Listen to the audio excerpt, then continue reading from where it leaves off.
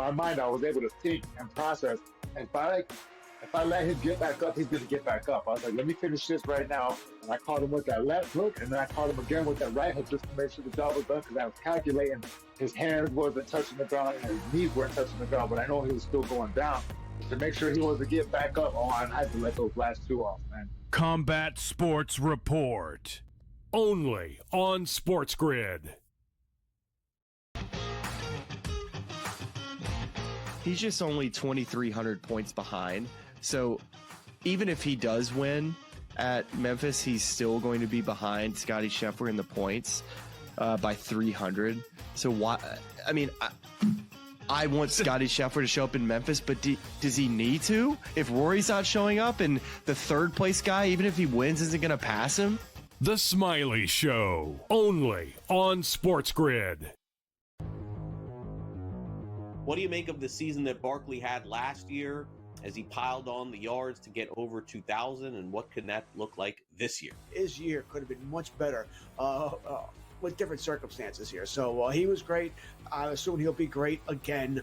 You want to take Jahmyr Gibbs? I don't have an issue with it, but, Barkley, yeah, you're going to lose the tush push. Fantasy Sports Today. Only on SportsGrid.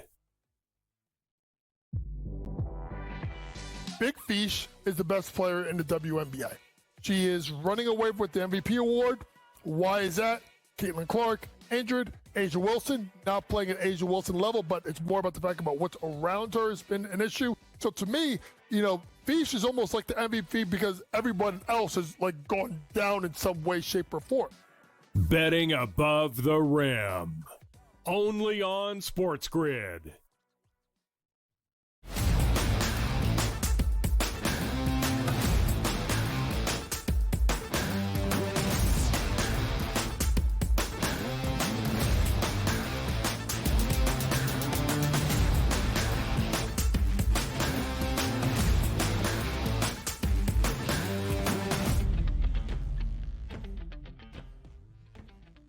Time to rise and grind. New week, new money. It's a Monday on the SportsGrid Network, and this is the Early Line. Sirius XM Channel 159 will be myself and also Joe Ranieri over the next 2 hours to set up everything you need to know for today, tomorrow, and what's going to happen this week. And my goodness, when I say this week, I mean professional football on your television network on Thursday night for the Hall of Fame game. Cannot wait for that. The trade deadline also coming up this week in Major League Baseball. We're going to take a look at which teams need help, which teams are selling, which teams are waving the white flag, and who's going to press it forward. Aaron Judge in the news, absolutely. Is he still the MVP? Are the New York Yankees set to make a playoff run without their biggest gun here? So much to get to, so much to get through, Joe Ranieri. This is why we do it. Rise and shine on the Early Line.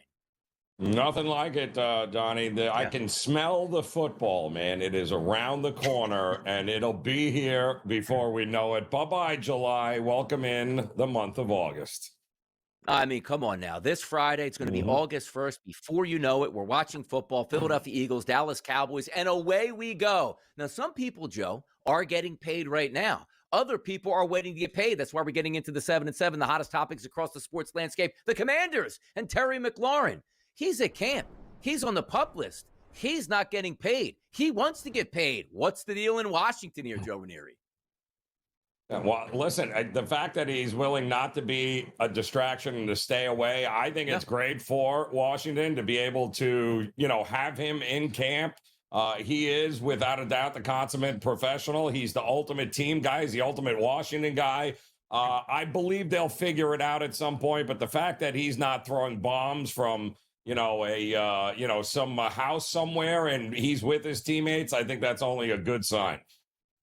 Yeah, we're going to have questions about Terry McLaurin, and would you actually prefer staying in as a holdout or holding out as a holdout? We'll get to that in the next segment here, but let's continue down some of these NFL pathways here. The one condition that we're looking at is, wonder which 4 quarterbacks will be on the roster here for the Cleveland Browns, if they even keep 4. How about this? Kenny Pickett starts training camp. He's already got a hamstring injury. Back to the end of the line, I should say. You go Kenny Pickett in Cleveland. Well, you know what they say, right? What's the saying, Donnie? If you have four quarterbacks, you don't have one. You have none. And I'm pretty sure it's the same thing for if you're down to three quarterbacks, you still don't have a quarterback. So good luck. We all know what the Brown season is going to look like with any of those guys under center. At least he had some experience, Kenny Pickett, but it could very well be slim pickings with the Browns this year. Audubon, New Jersey's Joe Flacco. I guess he's at the head of the class right now. We'll see how quickly you can come back. The quarterback position, you come back a little bit sooner if you're not a running quarterback from a hamstring injury, but still, any camp time missed is a lot of repetitions not going your direction to try to impress the coaching staff. I'll tell you who'd impressed the coaching staff over his previous couple years in the NFL. Yeah, that's Rashawn Slater. He got rewarded a 4-year, $114 million contract for the superstar left tackle of the Chargers, protecting their big guy in the backfield. That's Justin Herbert. Yeah, well, and that's always been one of the most important positions on any football team since the beginning of time, right? Protect the quarterback, and if you can do it, and you can do it well, you can be $114 million richer, which is exactly what Slater is right now. $92 million guaranteed, absolutely right into the bank account. The man is worth it. Pay your players when they come available. Keep them happy. You'll get better results on the field and save some money on the salary cap. Looking at you, Jerry Jones. Let's get back over to Major League Baseball. Big weekend. It was Hall of Fame weekend in Cooperstown. CC Sabathia, Billy Wagner goes in. Parker and also Allen, two of the old-timers here, getting in the Hall of Fame. New plaques in Cooperstown. Yeah, I mean the Ichiro numbers, if you haven't seen them or if you don't remember them, are just the most gaudiest things that you'll ever see. The fact that he wasn't a unanimous decision is kind of laughable on so many different levels. But kudos to the big man CC. I mean, no, he wasn't a 300-game winner, but he was one of only a handful of guys to go over 250 wins and over 3,000 strikeouts, and that's pretty elite company. By the way, first time I saw, I look at these pictures, right, that are showing up there. I'm like, yep, that's CC. Yep, that's Ichiro. And of course, that's Parker's son, I believe, in that picture. But when they showed Billy Wagner, I watched Billy Wagner for years. When he came out, I was like, that's Billy Wagner? I haven't seen him in so long, and he looks so different than when he pitched. He was never a big guy, but if you would just take a picture of that guy, by the way, Hall of Fame closer, one of the best to ever do. I was like, yeah, I don't believe you at that point. But those guys in the Hall of Fame, immortalized in Cooperstown. Another guy that's probably going to be in Cooperstown when it's all said and done, it's Aaron Judge. But the big issue is not if he's getting to the Hall of Fame, when he's returning back to the baseball diamond. Devastating news for the Yankees, which maybe was actually good news, and it could have been much, much worse. But Judge to the IL here for at least 10 days, and then they'll figure out things after that, Joe. Yeah, I mean, listen, day by day. I mean, you know, what are you going to do if you're the New York Yankees? It's not like you can just hurry up and rush him back. So I'm sure if he is able to go, he will go. It probably means he's now, if he does come back, now the DH. That's what he's going to be, which is going to be interesting for Booney and what happens with Stanton and a few other guys. But hopefully you can just get him in the lineup because that's what matters most. Yeah, at least you have the DH, especially in the National League. Bryce Harper had a similar elbow issue. At least he DH'd for a long time while that elbow was getting back in gear, fresh from surgery. But that's devastating. You're right. You can't just hide players. Okay, Stanton's not a great fielder. Now he's going to have to go into the field if Aaron Judge has to DH. Big question marks here, certainly, coming forward for the New York Yankees. How about the Kansas City Royals actually paying money to keep quality players? Seth Lugo here, 2-year, $46 million contract extension, signing Bobby Witt as well. Look at that. Keeping good players. That's a novel concept for the Royals right now, Joe. And listen, they've actually made a couple of trades. They brought in some, some experience, some veteran guys. I mean, it's, they're only 4.5 games out of the wild card here, Donnie. So it's not like the season is over for the Royals. And that's got to be good for the clubhouse, seeing that the ownership group is willing to pay to keep quality dudes around. That's only good news for the Kansas City Royals. Certainly is. We'll see if they can make a run. The Tigers, maybe he's getting some of those good vibes back. Win a game or two certainly would help them out. Let's take a look at the WNBA scoreboard from yesterday. Had a couple games on the docket. How about the Sun with their 4th win of the season, Joe, to improve to 4-20 with a 30-plus point victory over the Valkyries? That's just odd to see. The Fever blow out the Sky. You take a look at the Aces handling the Wings, the Mercury over the Mystics, and the Dream over the Lynx. The WNBA, roughly 20 games or so to go down the stretch. And by the way, Fever playing good basketball now, back over 500 without Caitlin Clark. Well, Mitchell is absolutely a monster right now. Without Caitlin, it's just absolutely crazy. But my goodness, I didn't realize how terrible Chicago is. without Angel Reese on the floor. I mean, they are just not a good basketball team. So say what you want about her, but she certainly brings a lot to that team, and it's borderline unwatchable sometimes without her on the court. No, it certainly is, but she'll be back hopefully sooner than later. And again, those ratings will go up as the superstars continue to play. Other superstars, getting back to the NFL landscape with some quick updates here. Matthew Stafford will not practice this week due to a back injury. They're trying to downplay this, Joe. This guy's taken a lot of beatings in his NFL career. Are we worried about the Los Angeles Rams and Matthew Stafford? Guy's 85. Who cares if he practices? Just have him available for, game one. And that's all that matters with guys like, at this point in the career with Stafford, just make sure that he's available for the start of the season. Nothing else matters as far as that goes. Now, the Minnesota Vikings here out in these streets with a new quarterback. You need Justin Jefferson healthy. I hate to see this because I know what it means. Justin Jefferson, mild hamstring strain, going to be reevaluated next week. Once you start the season injured, Joe, a lot of times you stay injured in that football season. I hate the whole hamstring thing. The good news is it's rest. It's they're professionals here. So you would think by the time the season starts, the hamstrings will be healed and everyone will be good to go because nobody's got better trainers than these guys. I can assure you that. Yeah, all the medical advancements that we've made in the past, Joe, why can't we just take a pill or maybe a quick massage or like a balm ointment that just handles a hamstring injury right away or a calf injury? Like, we know we're going to get the sprained ankles and the broken bones, but can't we just have medical advances on the hamstring? It can't be that hard. It's not necessarily a painful injury when you get it, but boy, it just lingers and you just cannot be at the top of your game. That's the way to get it started on a Monday right here on the early line. Terry McLaurin talk. We're coming up next with all that new news.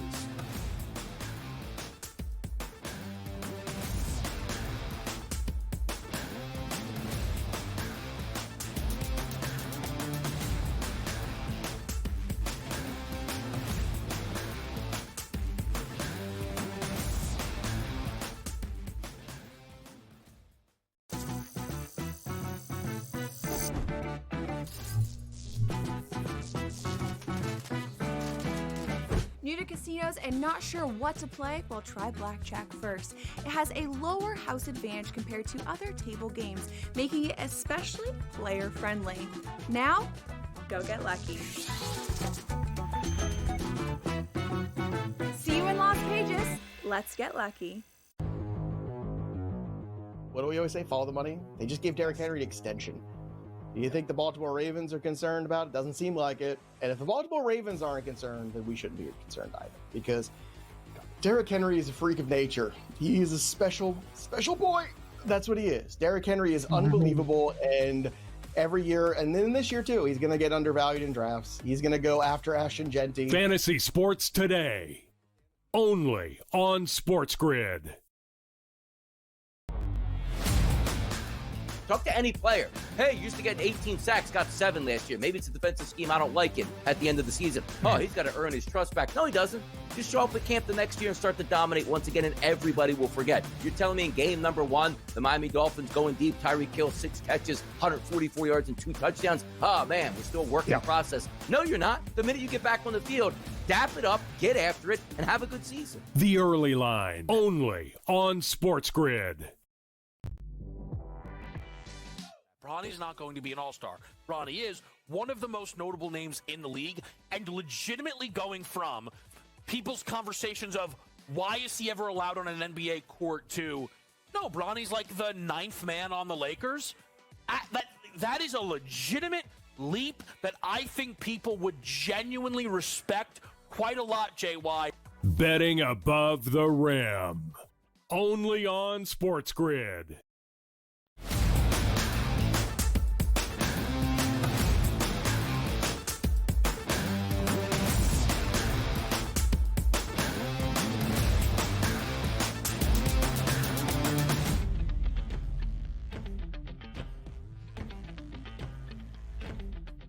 Right back at it here on the early line. An exciting week coming up. So much football talk, so much Major League Baseball. It's actually a great time of the year. Once you get post All-Star break, things start to pick back up. And before you know it, you will be staring dead in the eyes of Week 0. By the way, Joe Ranieri, did you know Week 0 is August 23rd for college football? Did you know that?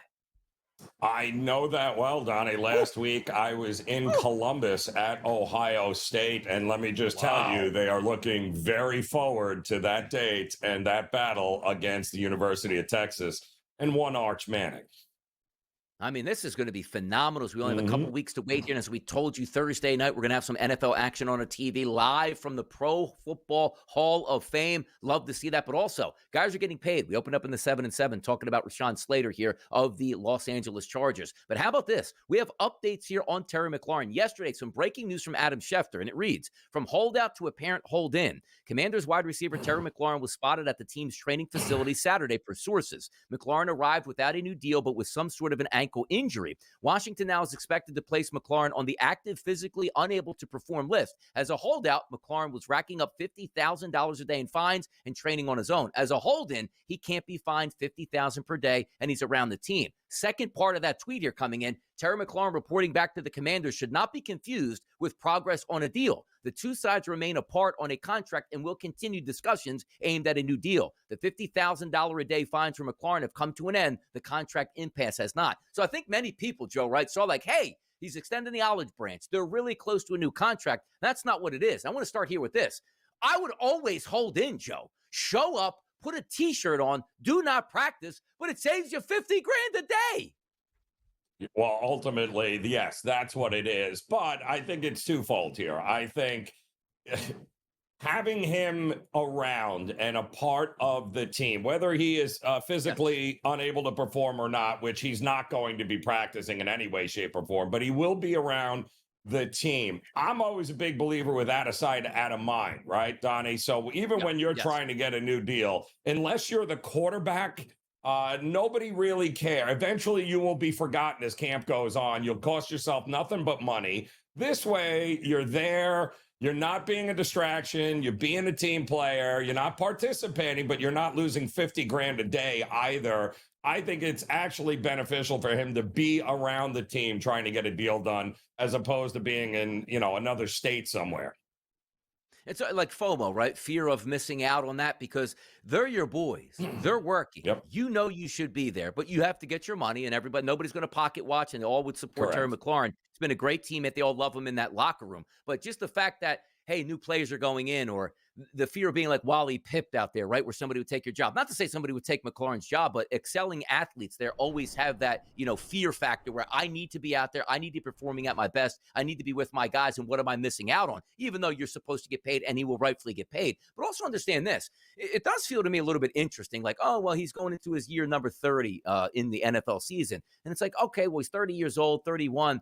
You have a quarterback on a rookie deal. You're expecting after making an NFC championship run last year to possibly do the same. You would think that you would need one of your biggest supporters in the locker room and one of your biggest talents in the locker room to be happy entering into the season. And we always know how this starts out. When you sit out, you don't build those calluses up. What I mean by that is the constant reps, the constant rotations. You can work out, Joe, all you want on your own. It's never going to simulate being in camp situations going against top-end talent where they, oh, here comes the ankle injury, which he does have now. Here comes the hamstring. Here comes the calf at this point. Is there a reason why they're basically holding court with McLaurin and saying, we're not going to pay you? Like, if there's any guy to pay, wouldn't it be McLaurin on this team?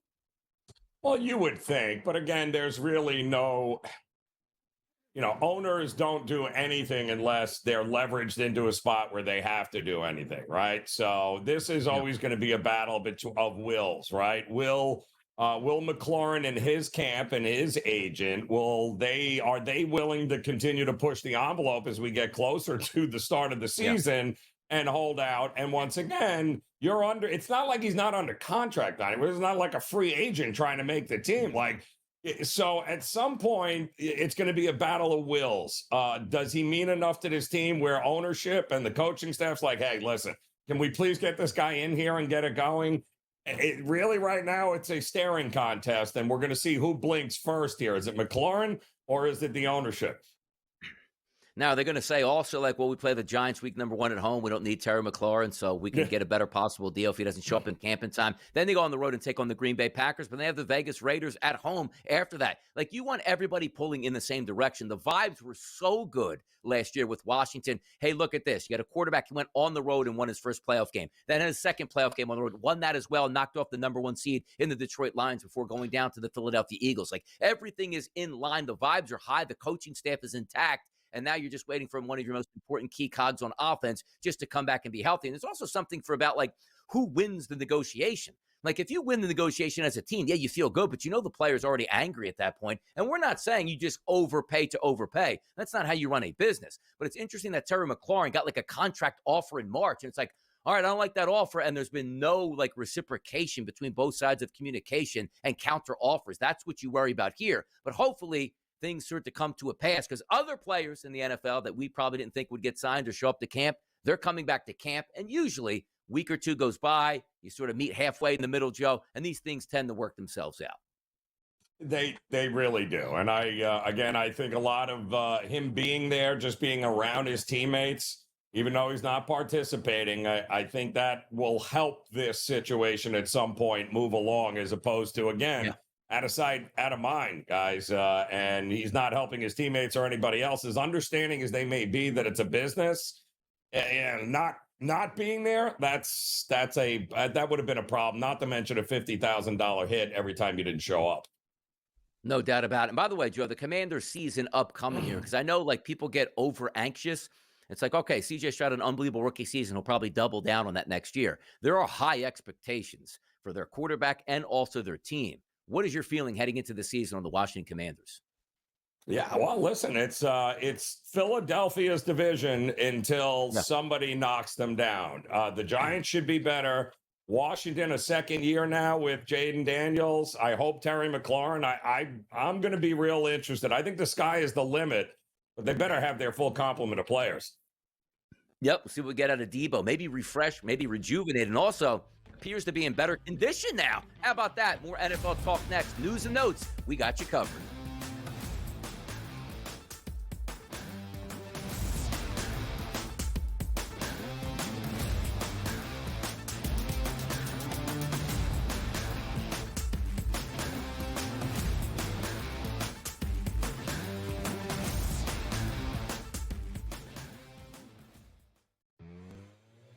It was rich that you're talking about the fact that you don't know what the point of going out there and playing golf and winning golf tournaments when you've got guys who are pining, living in their cars, trying to make a cut, playing the DP tour, desperate just to be in an event, let alone have the ability to talk about winning an event and being like, I don't know why I'm doing this. Fulfill me. I'm not fulfilled as a golfer.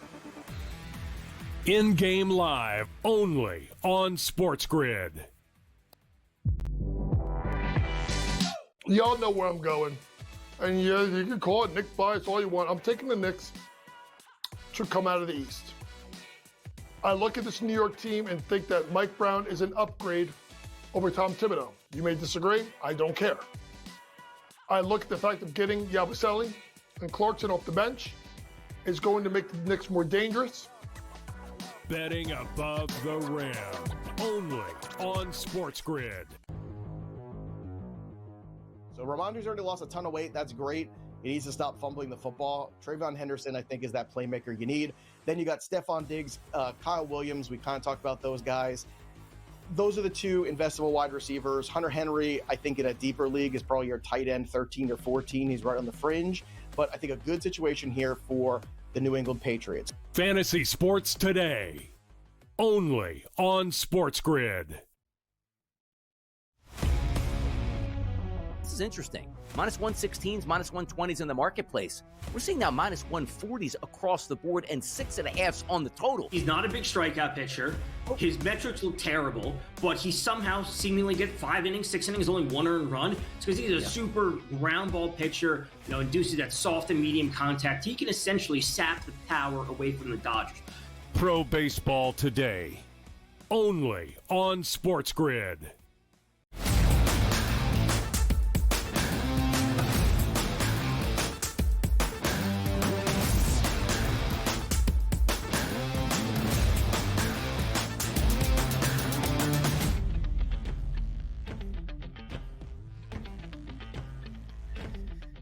News and notes in the NFL. That's what we do here on the Sports Grid Network. Keep you updated on all the latest information. Now, when you're talking about the latest information, usually it's superstar players that you like to dip into. This is not necessarily a superstar player, Joe Ranieri, that we're going to talk about. It's Kenny Pickett of the Cleveland Browns. But it sort of gives us now a timeline into who is actually going to be that quarterback, who is going to make the active roster. And I always felt, and I don't know if you feel the same, like Kenny Pickett is a veteran and he doesn't make a lot of money and could be on your roster. But when you look at the roster construction of the Cleveland Browns, it always felt to me that even though he's a veteran guy, he should be the odd man out. Like Flacco's not going to upset the apple cart in the locker room if he doesn't start. He understands hey, look, making a couple more dollars. I'm aging. I'll guide these veterans or these young kids through. But if I need to start, I can, and I probably will opening day, which leaves the door open to Dylan Gabriel and Shedeur Sanders. Like if we're having quarterback merry-go-round rotations here, I think Kenny Pickett typically is the odd man out. But how do you feel about the situation now where Pickett is injured with a hamstring? He's going to miss some time. And what that means for the opening day starter for the Cleveland Browns. Well, it was going to be a competition one way or the other, right? I mean, the Musgrave, who's the quarterback coach there, had nothing but great things to say about him. He said that first couple of practices here at training camp, he came in ready. He was more than impressed with what he saw from him. But unfortunately, injuries like this happen. So hopefully he won't be out too long. They say he'll be reevaluated next week. But again, this opens up plenty of opportunities for Gabriel, for Sanders, like you said. I don't think Flacco, you are what you are at 40 years old, and he's not going to go in and dazzle anybody there. Plus, he's already been there. So I think this is all about opening the door for the younger guys. The question is, will one of them step up and walk through it? That's going to be the big question. It is, and we'll find out a lot now because those young kids are going to get a lot more reps with Kenny Pickett out here. We'll see how many reps that you actually need from Joe Flacco. That's an interesting story, but a story that we've been following all along from the night that he got drafted, Shamar Stewart and the Cincinnati Bengals. For some reason, could not come to an agreement. Is it a you problem? Is it a me problem? But now, back in camp and ready to go. Reached an agreement on a 4-year, fully guaranteed $18.97 million contract that includes $10.4 million as a signing bonus. Every first-round pick is in, but this looked like it was going to be an ugly standoff that might have sent Stewart back into the draft next year. Crisis averted. The Bengals need all the help they can get, Joe, on the defensive line. They got some help now.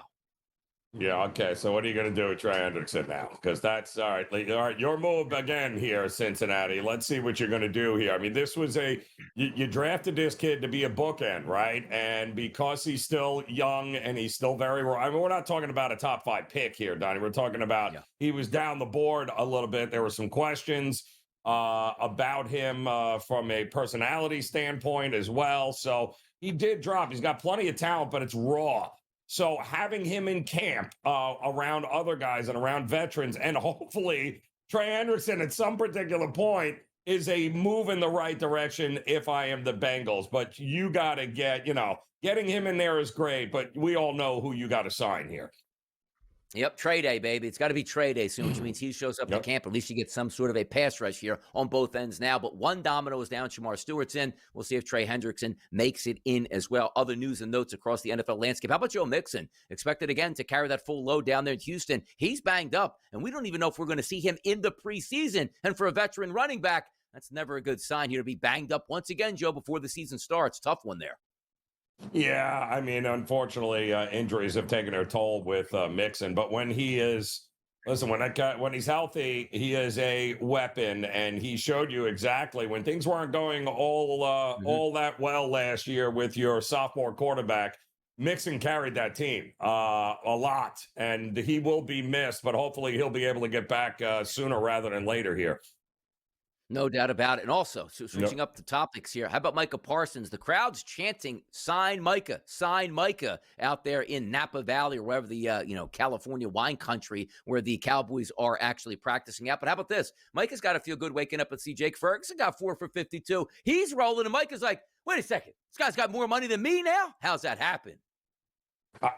I mean, it's going to be very interesting here with the Cowboys, right? Because you got Parsons. You got Tyler Smith, you got Deron Bland, Brandon Aubrey, George Pitt. All of these guys are entering contract year. So, boy, this should be interesting to see how How much business will Jerry and the Cowboys be doing here this season? Can't wait to see how it all pans out. Micah Parsons working out. Micah Parsons is showing up. Micah Parsons know he's going to get paid. Micah Parsons will be the highest paid defensive player in the history of the NFL. But every day he waits, it's just going to be more money for him. Tough scene here. By the way, Aaron Judge, tough scene for the Yankees. Let's get into that next.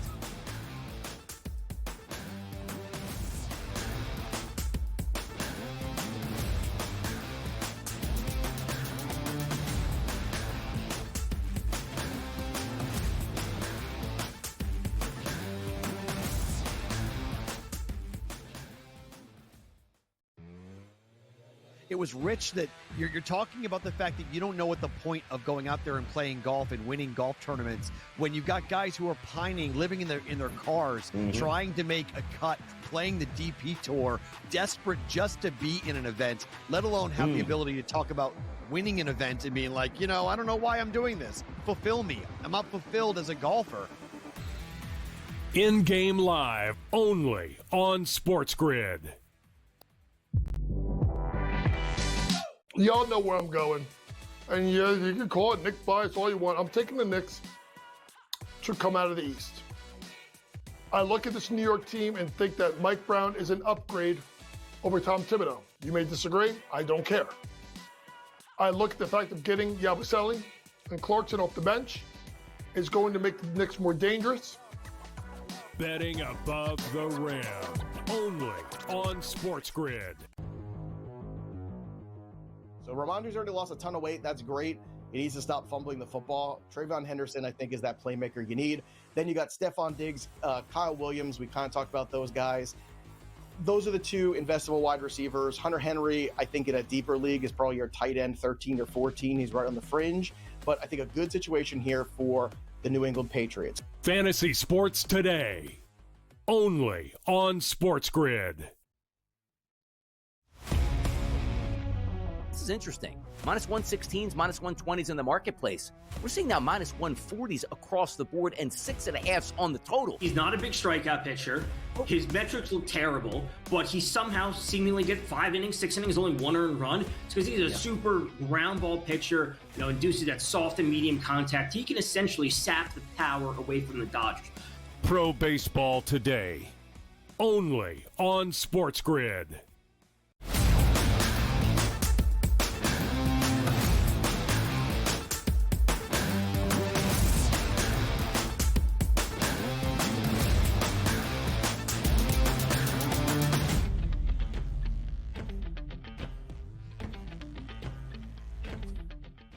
New York Yankees yesterday staring down the barrel of another loss besides Aaron Judge going to the IL, which we'll talk about in just a few moments here. But they did end up winning a game against Zach Wheeler and the Philadelphia Phillies, so you can feel good about that. But then you take a look and say, okay, take that win with a grain of salt, because we saw yesterday tweets coming out. Aaron Judge has a flexor strain and his UCL is intact, which is great news, Aaron Boone said. He's going to be on the injured list, but the Yankees avoid the worst, which it's coming at a bad time. The Yankees are losing out right now to the Toronto Blue Jays. The Yankees are fighting for the playoffs here. The MVP of the American League, and probably not getting hurt this year, would be the MVP once again.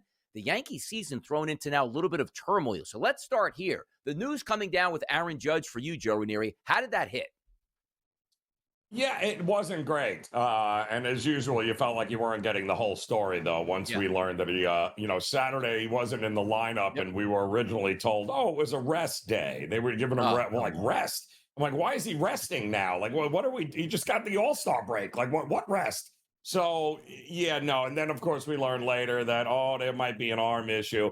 Listen, the good news is that the worst case scenario is not a reality here. So, which means you're going to have to, you're going to have to make do without him for a little while. And even when he comes back, playing the field is likely not an option. That's fine. If you look at this Yankees lineup top to bottom here, and they showed it again yesterday, there is more than enough power and talent here to be able to hold the fort down with Aaron Judge for a couple of weeks. I mean, it's not the end of the world. It's the pitching that worries me more, Donnie, than Aaron Judge being on the IL. And then the question is, what are they going to do? They're not bringing up Seth Jones. They're not going to bring up this young guy who's bigger than Aaron, than Judge. So Yeah. It is what it is. Find some pitching at the break if you can do it and make a run and wait for them to come back. They got more than enough talent to be able to make a run and hold it down here.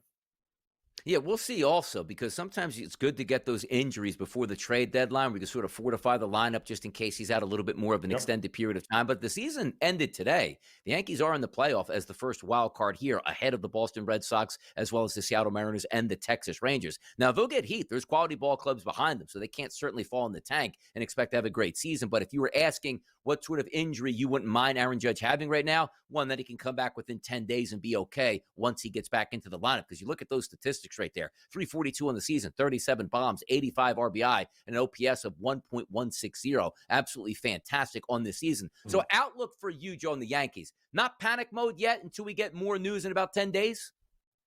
Yeah, again, first of all, you're never replacing those numbers with anybody.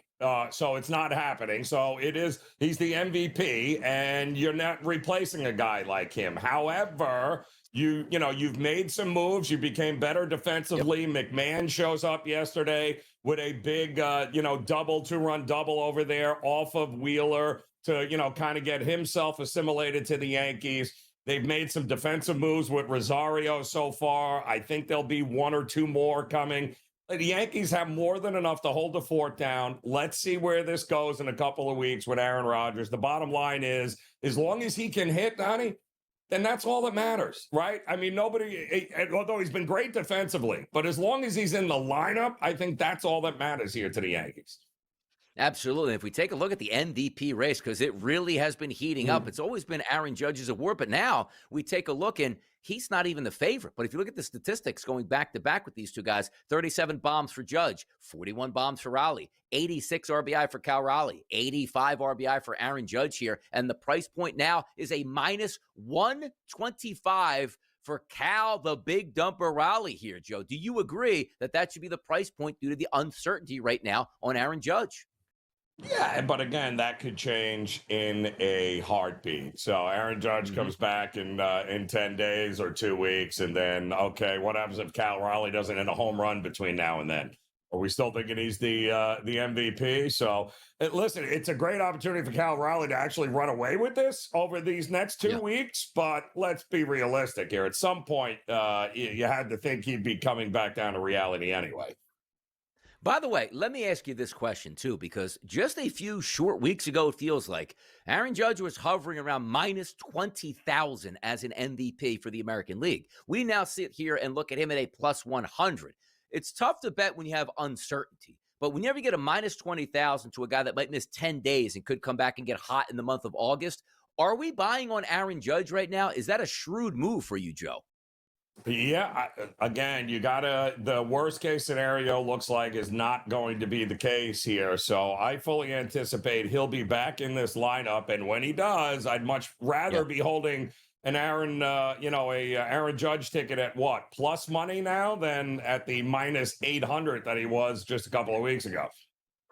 Yeah, it's tough seeing here, too. And also, some other guys might be able to creep back in, like Tarek Skubal, now down to 50-1 at some outlets, 45-1 to win MVP in the American League. Jose Ramirez probably not going to get there. The Guardians, not a great season. Bobby Witt Jr., 110-1. But here comes Nick Kurtz, man. It's an outrageous weekend that he had. He's 110-1. But it does feel like it's Raleigh, it's Judge, and if Cal Raleigh gets injured and Judge is out longer, maybe other guys creep into that landscape, but I don't know if it's going to have an effect. But it's just interesting to see the fluctuation of this market where one guy had this thing locked down a month ago, and now all of a sudden he's back to a plus 100. If we look at the home run market, because that's probably going to determine a lot of this, we'll see where Aaron Judge finishes up, 330, 335, 345, 350, whatever that might be. But a lot of those answers come from via the home run. You look at Cal Raleigh on the season right now, 41 bombs to lead it. Oh, Tani's got 38 now, Judge 37, Suarez 36, and here comes Kyle Schwarber. If I asked you right now, is there a chance that Aaron Judge is still able to surpass Cal Raleigh if he comes back in 10 days? My answer, Joe,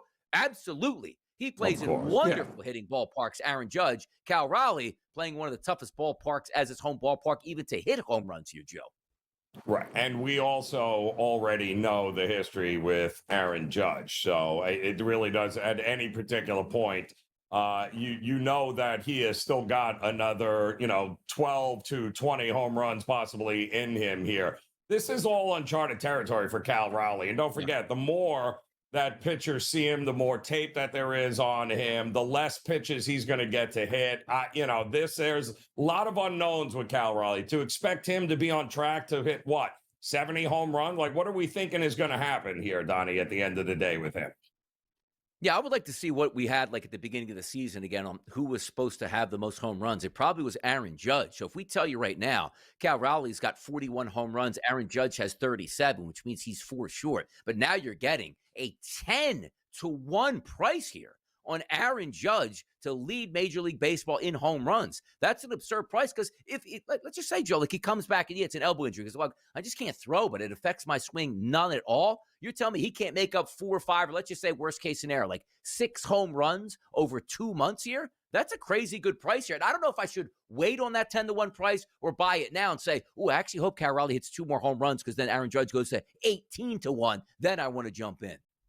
Yeah, well, it could very well happen. The reality is, over the next 10 days, Donnie, you know that Aaron Judge won't be adding to his 37. So if Cal Raleigh adds even just a couple, you're right. The odds are going to be much better here. As long as he doesn't hit 10, a home run a day here and gets to 51 before Judge is back, I think you're going to be okay. I think that's a good game plan.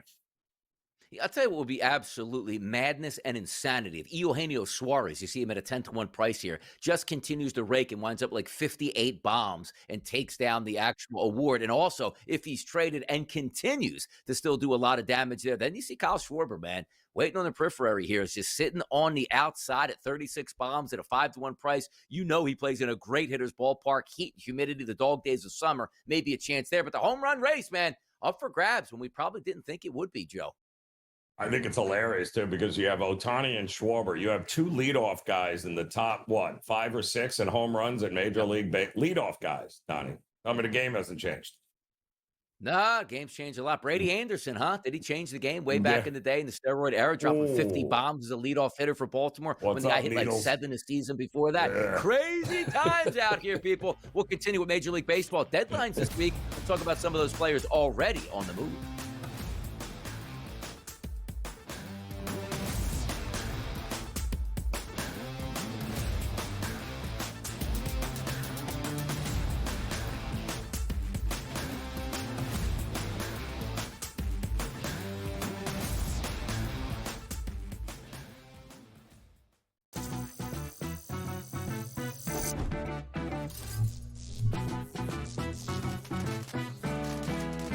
New to casinos and not sure what to play? Well, try blackjack first. It has a lower house advantage compared to other table games, making it especially player-friendly. Now, go get lucky. See you in Las Vegas. Let's get lucky. What do we always say? Follow the money. They just gave Derrick Henry an extension. Do you think the Baltimore Ravens are concerned about it? Doesn't seem like it. And if the Baltimore Ravens aren't concerned, then we shouldn't be concerned either. Because Derrick Henry is a freak of nature. He is a special boy.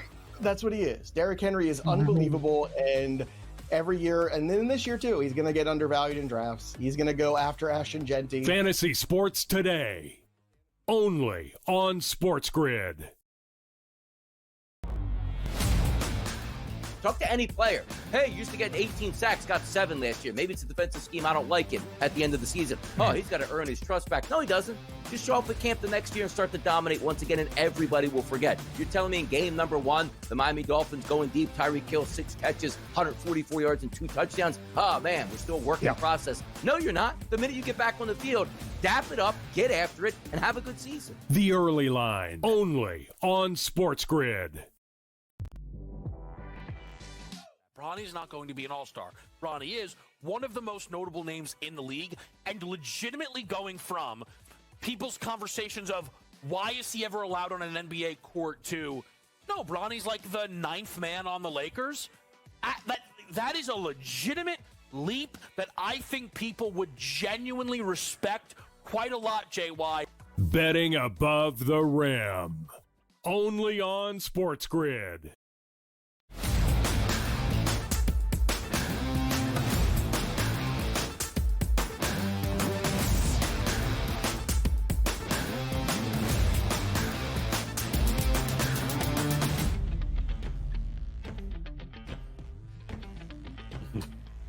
Major League Baseball home run race, injuries certainly stack up. And also, did you people know? Look, we are Thursday. Nobody's looking at this from a Major League Baseball standpoint right now. It's more like football is back Thursday.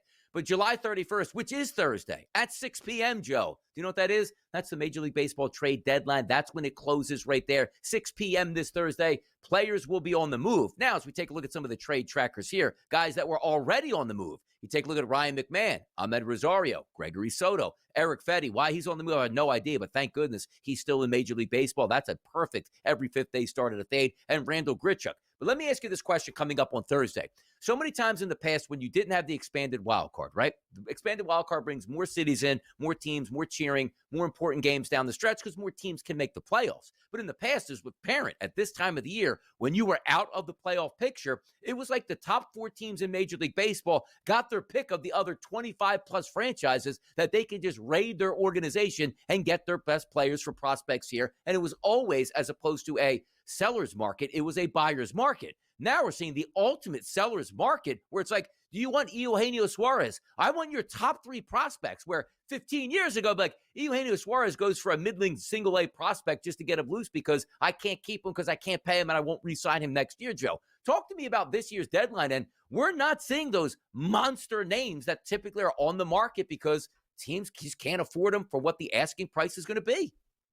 Yeah, well, this is what Major League Baseball wanted, Donnie, didn't it? By expanding the playoffs, you've brought you've brought at least another half dozen teams into the conversation at this time of year, because even if you start looking down the board on the, the wild card standings here, there's still, out in the American League, you still have plenty of opportunities for teams like Tampa, the Guardians, Kansas City, the Angels. They're only 5.5 games back. The only team really out, I think, is you go down to Baltimore and the Athletics and the what. There's still a ton of baseball to be played. So that means in years past, those kinds of teams there that were 4.5, 5 games out at this point, they were sellers. We knew that. That's not necessarily the case anymore here. There are some teams that got to make a decision, like Kansas City sitting 4 games back. They're 2 games under 500, 4 games out of the wild card, Donnie, and they're signing guys here as a small market. That's the big difference, and that's what Major League Baseball wanted. More teams now have some more decisions. It's not just as cut and dry like, we'll get them next year. No, good luck selling it to the fan base here with an opportunity of being 4 or 5 games out with over a month and a half to play here.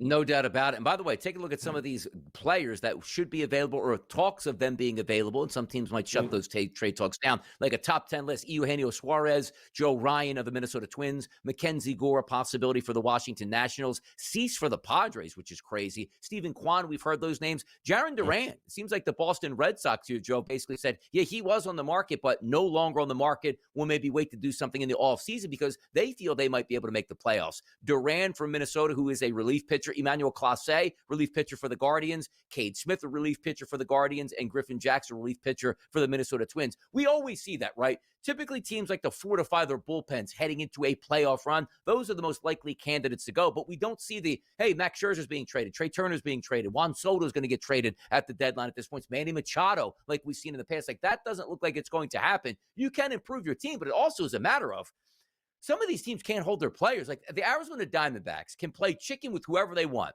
because the hottest commodity is Suarez, a guy that's hitting close to 40 bombs, basically 60% through the season.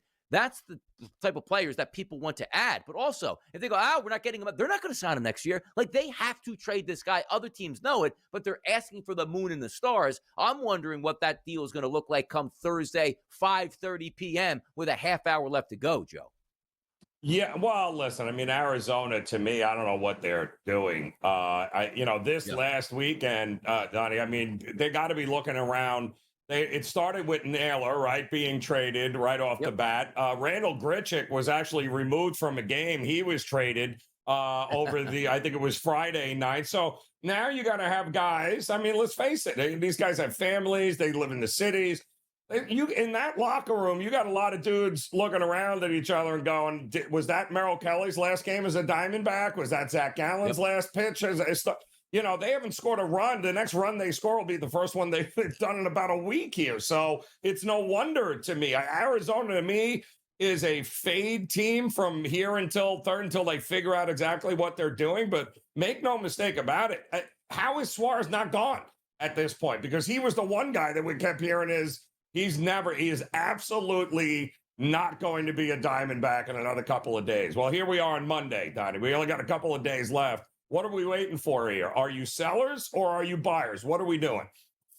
It's a shame, too, because that's one of my more fun teams to bet. Like, the 1 through 9 starting lineup was so good and so talented that I didn't care who won the game. Just put me up 5 or 6 runs, help me hit a total, help me hit an RBI prop, and that's going to go away. But also, like, Eugenio Suarez has been so good over the past month. It's almost like, hey, buddy, you're driving yourself out of the market for us. We just can't take an embarrassing haul back to trade you here. That chicken dance, as we said, coming up to the trade deadline will be fun. And the key there certainly is Eugenio Suarez. He pops another 2 home runs this week. I mean, my goodness, like, what is that asking offer going to be? Which we'll do a quick recap here of the World Series odds, because those will change once the deadline gets here. Other teams at the top of the standings, the Dodgers, the Phillies, the Mets, and the Tigers, if they make moves that could be incremental in them moving forward, or instrumental, I should say, in them moving forward, you could get those numbers changing. Now, look at this. The lines that we see are the Mets 8-1 and the Phillies plus 850. They have flip-flopped this morning, where the Phillies now plus 8-1 and the Mets plus 850. Is it still the Dodgers? And also, Joe, should the Dodgers be a plus 230? I just think the price is just too rich for the Dodgers right now. Yeah, well, we talked about it on Thursday or Friday, Donnie, and it was plus 165. It was some obnoxious number to win a National League pennant. I mean, at that price, you're basically saying nobody else should buy. You don't buy or sell. It doesn't matter. You're not beating the Dodgers. Just let's see who they're going to play in the American League, and that is not the case. I think it's far from it there, and I do think there is some value across the board, American and National League. Yeah, it's a wild price to see there, specifically with how Major League Baseball has turned out a lot, where the best teams don't even make it into the NLDS, or let's say NLCS, because they're getting knocked off earlier if they're not the hot team coming in to those playoffs. We'll see what happens down the stretch, but the Dodgers certainly a heavy favorite right now. So as we continue to work our way through Major League Baseball, setting the stage for an interesting trade deadline. Sports Grid, it's what we do. It's the morning. It's the early line. We'll be right back.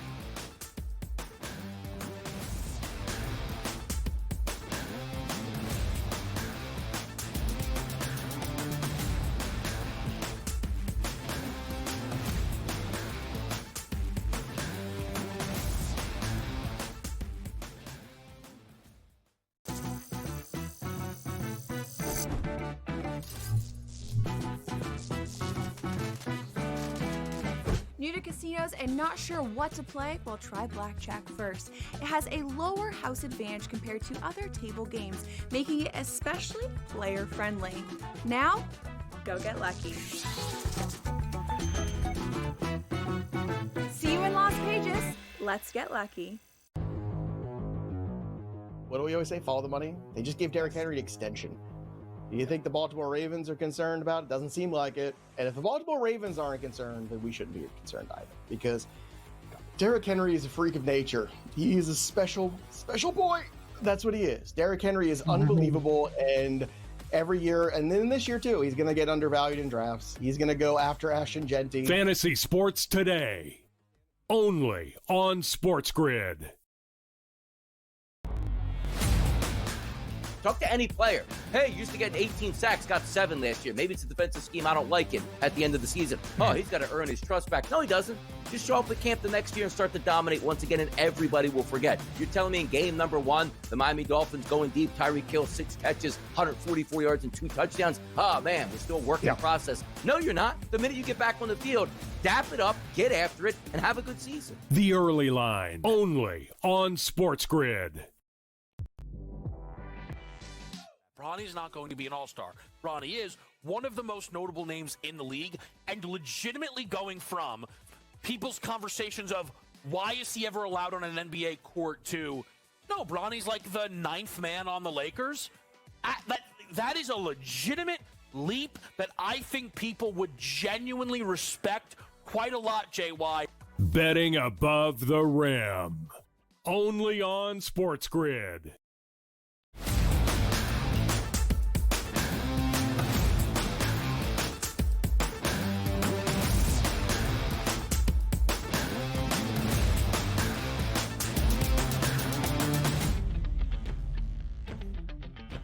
Yeah.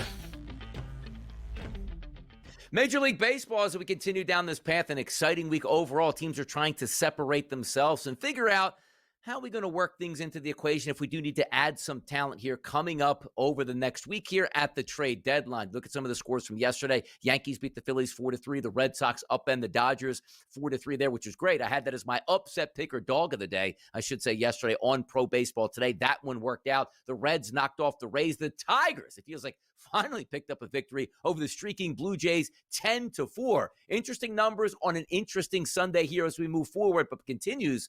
How about those New York Metropolitans, Joe Ranieri? Continue to win, extend their lead over the Philadelphia Phillies. That team's really taking shape right now. We'll see if Uncle Steve can buy them an extra arm at the deadline. Yeah, well, they're going to need to, because I still don't like that bullpen in any way, shape, or form. But it was a good weekend that they were able to get out of Citi Field, win some games on the road, which has been a problem of theirs, to say the least here, Donnie. But, it's the Giants who, you and I can probably outscore the Giants here at this particular point. But they did a great job on it. And the Mets, and it's a two-horse race. I don't know what else well, it's going to come down to these two, and they both have a ton of games against the National League East that remain, I believe, on the schedule. So it's going to come down to who gets it done late in the season, another thing Major League Baseball was hoping for. How about this? The Oakland Athletics go to Houston and take care of business against the first-place Houston Astros. Coinciding with the Astros losing streak, how about a 6-game win streak for those Texas Rangers? My team that I picked to win the AL pennant before the season, coming to life like a zombie right now, Joe. I love it. Let's go, Rangers. And they're getting healthy. Jock Peterson now off the IL. Berger is back. So that entire lineup, the original lineup they were supposed to have, Donnie, that you bet on before the season started, they're all healthy. So, and they are playing some of their best baseball. Even the bullpen, the pitching is stepping up too as well. So, Houston, I think, is in trouble with all those injuries. They need to get healthy quickly. And before you know it, it could be too late, because the Rangers could be in first place. Tons of guys on the IL there for Houston. They're still in first place here, but my goodness, finally, the Rangers. Under 500, 5, 6, 7, 8 games. Can't get it together before we hit the All-Star break. Still under 500, now way above 500, and starting to put that bad boy in cruise control. I can't wait to see good things here for the for the Rangers, trying to track down the Astros in the month of August. Other news out there, we saw the Hall of Fame yesterday. I'm not a big Hall of Fame guy. I think it's always interesting, too. Like, hey, I don't know when you're supposed to put the Hall of Fame, but on a Sunday afternoon, everybody else is playing, unless you get the superstar in there, which Ichiro is, but they don't get retired a year after they retire. You get the point here. It takes some time off. Have you ever been to Cooperstown, Joe, before? Have you ever been to up there? I did. I have been to Cooperstown. I have played at Cooperstown, actually, Donnie. I have played on their field, and they do baseball right. I hate the Hall of Fame. No Hall of Fame without Barry Bonds or Roger Clemens, I think, is laughable. It's the same Hall of Fame where apparently some lunatic gets the vote that Ichiro shouldn't be a first ballot Hall of Famer, is absolutely hilarious. So, but they love their baseball in upstate New York in Cooperstown. And if you're a baseball fan in any way, shape, or form, you got to go.